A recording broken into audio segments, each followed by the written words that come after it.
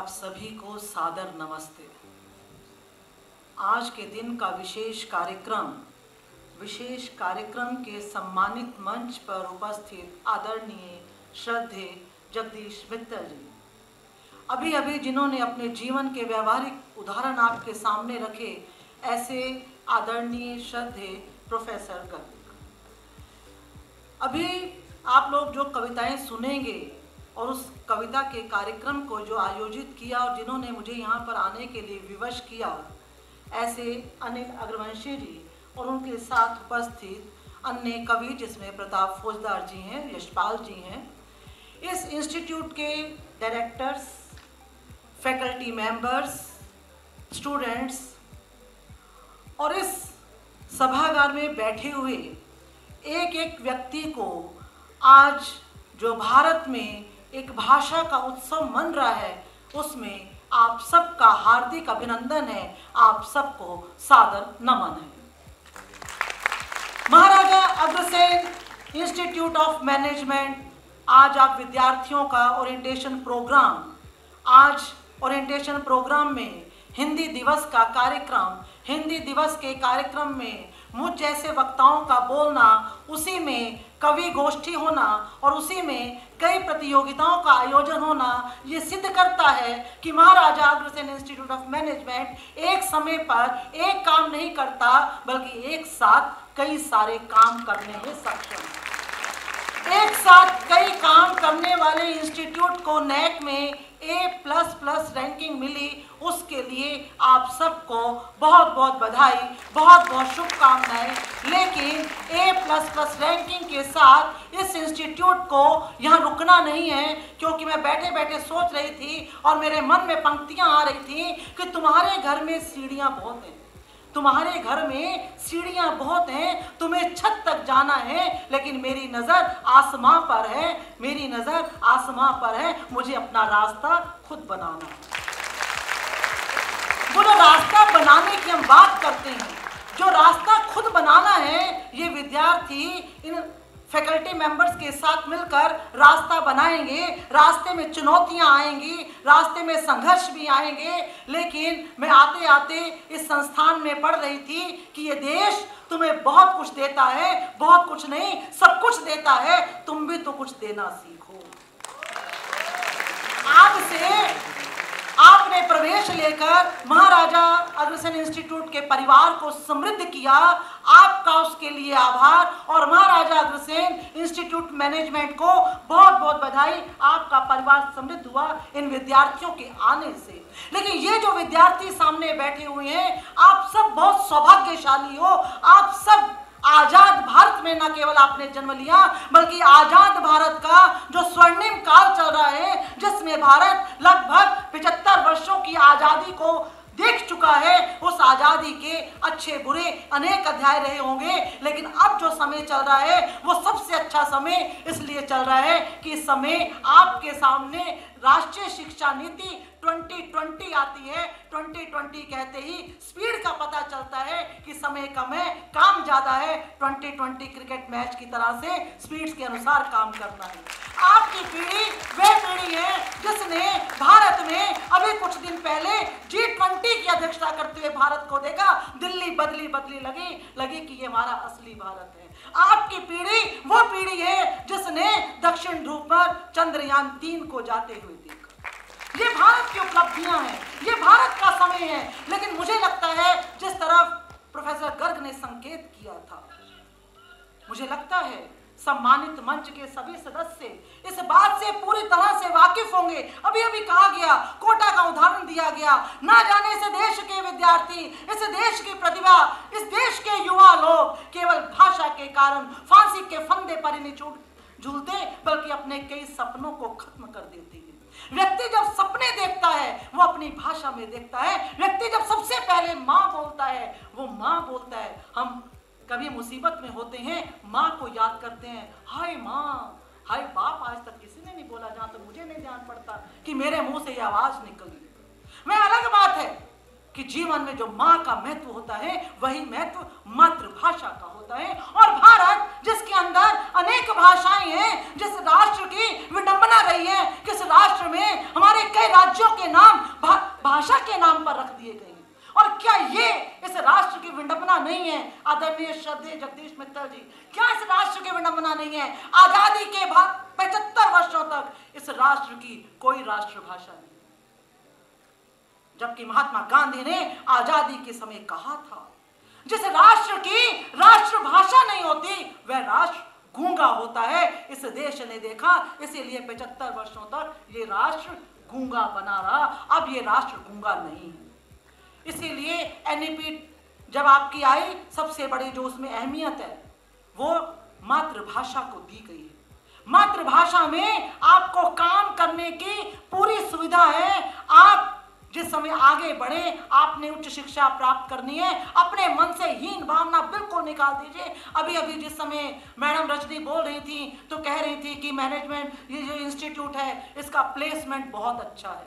Placement अच्छा है, होना चाहिए, महाराजा अग्रसेन इंस्टीट्यूट को इसकी बधाई। लेकिन आज ये भारत बहुत वर्षों तक गुलामी कर चुका, इसने बहुत वर्षों तक नौकरी कर ली। इस समय भारत के युवा विद्यार्थी नौकरी करने में नहीं, नौकरी देने वाले बने।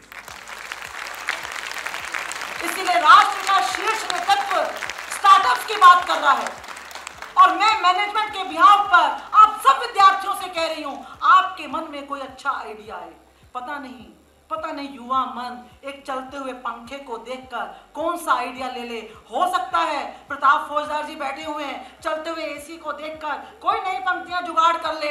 लेकिन ये युवा विद्यार्थी जो है, इनके मन में बहुत आइडियाज होते हैं। हम सबको मिलकर इन आइडियाज को एक उड़ान देनी है।